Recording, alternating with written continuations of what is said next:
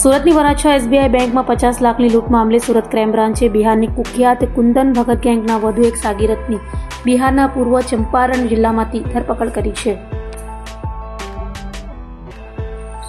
સુરતના LH road પર આવેલી વરાછા એસબીઆઈ બેંકમાં ગત 27 એપ્રિલના રોજ હથિયારધારી લૂંટારુઓએ ફિલ્મી ઢબે ઘૂસી બેંક કર્મચારીઓ અને ગ્રાહકોને બંધક બનાવી અંદાજે 50 લાખ રૂપિયાની લૂંટ ચલાવી હતી.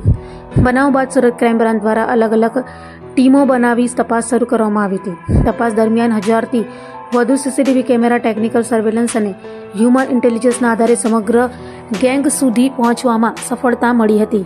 તપાસમાં સામે આવ્યું કે આ સમગ્ર લૂંટનો માસ્ટર માઇન્ડ કુંદન ભગત છે, જે હાલ બિહારની જેલમાં બંધ હોવા છતાં જેલમાંથી ગેંગ ઓપરેટ કરી રહ્યો હતો.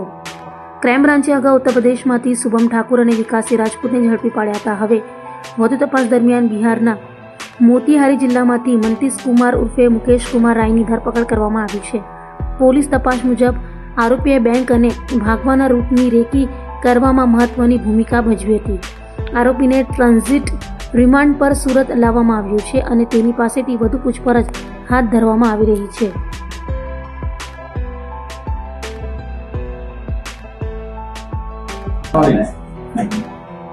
સત્યાવીસમી એપ્રિલ 2026ના રોજ વરાછા વિસ્તારમાં એસબીઆઈ બેંકમાં એક લૂંટનો બનાવ બનેલો હતો, જેની અંદર 6 થી 7 ઈસમો, હથિયારધારી ઈસમો એ બેંકમાં ઘૂસી ગયેલા હતા અને બેંકમાંથી મોટી સંખ્યામાં રકમની લૂંટ કરીને તો ભાગી ગયા હતા. આ લૂંટના જે બનાવ છે એને ધ્યાને રાખીને તાત્કાલિક લોકલ પોલીસ સ્ટેશન, લોકલ ડીસીપીની ટીમ, એમના સેક્ટર સાહેબની ટીમ અને સાથે સાથે ક્રાઇમ બ્રાન્ચ આ ગુનાને ડિટેક્ટ કરવા માટે તાત્કાલિક લાગી ગઈ હતી. અલગ અલગ 10થી વધુ ટીમો ક્રાઇમ બ્રાન્ચની અને સાથે સાથે પોલીસ સ્ટેશનની ટીમો આની પાછળ ડિટેક્ટ કરવા માટે લાગેલી હતી.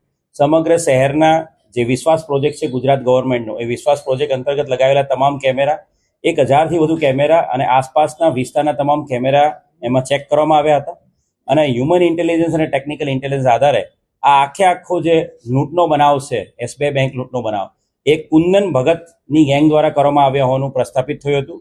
કુંદન ભગત હાલ પટનાની જેલમાં છે. કુંદન ભગતને આવનારા દિવસોમાં સુરત શહેર પોલીસ ટ્રાન્સફર વોરંટ આધારે એની પણ પટના જેલમાંથી એની ધરપકડ કરીને સુરત શહેરમાં લાવવાની છે. આ કુંદન ભગતે આખી આ જે લૂંટનો બનાવ છે એનો અંજામ જેલમાંથી બેઠા બેઠા જ પ્લાન કર્યો હતો. જેલમાં બેઠા બેઠા અલગ અલગ બિહાર, યુપી, અલગ અલગ રાજ્યોના આરોપીઓ જે પહેલા લૂંટ, આર્મ્સ એક્ટના ગુનાઓ પકડાયેલા એનો સંપર્ક કર્યો હતો. એ તમામને કોડવર્ડ આપવામાં આવ્યા હતા, કોડ નેમ આપવામાં આવ્યા હતા. એમની માટે અલગ અલગ સિમ કાર્ડની વ્યવસ્થા સુરત શહેરમાં એડવાન્સમાં એક માણસ મોકલીને તમામ તૈયારીઓ કરવામાં આવી હતી. 2 મહિના સુધી આ તમામ માણસો વારાફરતી અહીંયા આવતા ગયા અને 2 મહિના સુધી સમગ્ર સુરત શહેરમાં અલગ અલગ પ્લેસ પર રેકી કરવામાં આવી હતી. અને રેકી કર્યા બાદ વરાછાની આ એસબીઆઈ બેંક, જ્યાં અલગ અલગ કન્સ્ટ્રક્શનના કામ ચાલુ હતા, રસ્તા થોડા ખાડાખડિયાવાળા અને લોકોની મુવમેન્ટ ઓછી હતી, એટલે આ બેંકને ટાર્ગેટ કરવામાં આવી હતી. લૂંટ કર્યા બાદ આ તમામ માણસો જે આરોપીઓ છે એ સુરત ગ્રામ્ય વિસ્તારમાં પોતાના વાહનો, ત્યાં જે ચોરી કરેલા વાહનો છે એ ચોરી કરેલા વાહનો ફેંકીને ભાગી ગયા હતા. ક્રાઇમ બ્રાન્ચને આ ગુનાને ડિટેક્ટ કરવામાં ખૂબ મોટી સફળતા જે તે સમયે જ ફક્ત 4 દિવસના ટૂંકા ગાળામાં મળી ગઈ હતી અને આરોપીઓ આઈડેન્ટિફાય કરીને ઉત્તર પ્રદેશના અયોધ્યા જિલ્લો અને ગોંડા જિલ્લો, ત્યાંની લોકલ પોલીસની મદદથી શુભમ ઠાકુર અને વિકાસસિંહ રાજપૂત, 2 આરોપીની ઓલરેડી ધરપકડ થઈ ચૂકેલી છે અને આ 2 આરોપીની પૂછપરછમાં વધુ આગળ જે ડિટેક્શનમાં મદદ મળી હતી અને 2 આરોપીની પૂછપરછ ઇન્ટ્રોગેશન આધારે બિહારના ઈસ્ટ ચંપારણ જિલ્લાનો જે આરોપી છે મંતીશ ઉર્ફે મુકેશ કુમાર, એને આઈડેન્ટિફાઈ કરવામાં આવ્યો હતો અને પીઆઈ જે અમારા પરમાર સેશન, પરમાર ક્રાઇમ બ્રાન્ચના, એની એક આખી ટીમ અમે લોકોએ બિહાર રવાના કરી હતી.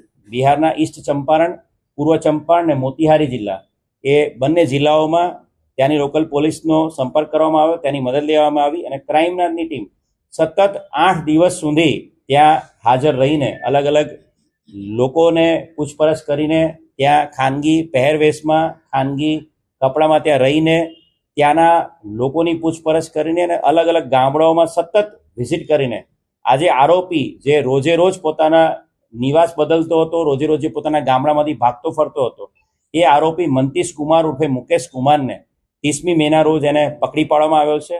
ત્યાંના મોતીહારી જિલ્લાના બિરતી બજાર ચોક પોલીસ સ્ટેશન વિસ્તારમાંથી એને પકડી પાડવામાં આવ્યો છે. આ જે આરોપી છે મંતીશ કુમાર, એને વિજય નામના આરોપી સાથે સીધો સંપર્ક હતો. વિજય એ આરોપી આ બેંક લૂંટમાં પણ એ ઇન્વોલ્વ છે. વિજયને હાલ ધરપકડ કરવાની બાકી છે, પરંતુ વિજય દ્વારા આ આરોપી મુકેશ કુમારનો સંપર્ક થયો હતો અને આ બંને જણા સાથે અહીંયા આવેલા હતા.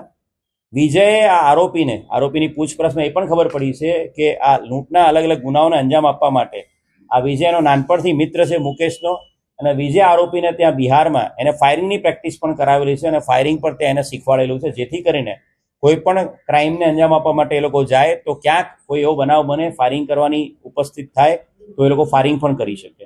આ વિજય છે એને હાલ પકડવાનો બાકી છે, પરંતુ એનો આ ખાસ મિત્ર જે મંતીશ કુમાર ઉર્ફે મુકેશ કુમાર, એને ઈસ્ટ ચંપારણથી પકડી પાડવામાં મોટી સફળતા મળી છે.